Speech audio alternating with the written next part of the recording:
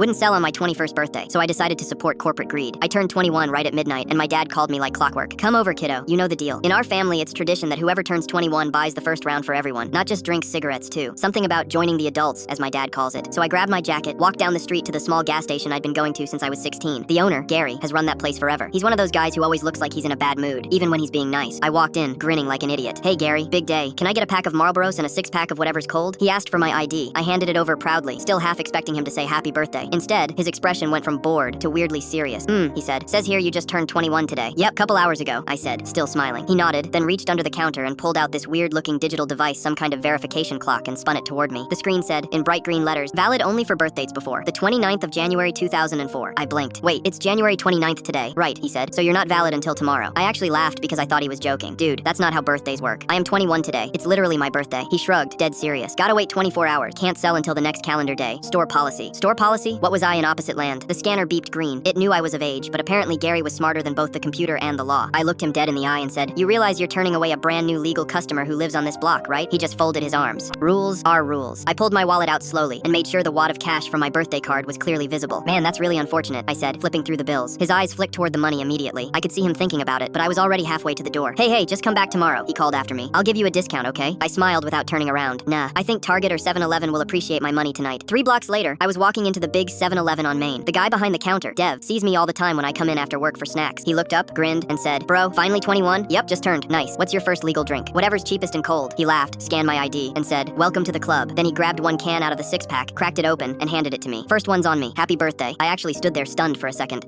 He just shrugged. Man, it's your 21st. You earned it. When I got to my dad's house, he was watching late-night reruns of Cheers. I handed him the smokes, cracked open the beer Dev gave me, and told him the whole story. He laughed so hard he nearly spilled his drink. You mean Gary still pulls that garbage? I stopped going there in '03 when he tried to charge me a restocking fee for change. The next morning, my cousin texted me, bro, Gary's shop is empty. Everyone's going to 7-Eleven now. Apparently, word had gotten around. Turns out, when you're the only store in the neighborhood and you decide to argue with the clock instead of serving the customer, people just start supporting big business instead. And honestly, that first 7-Eleven beer tasted like poetic justice.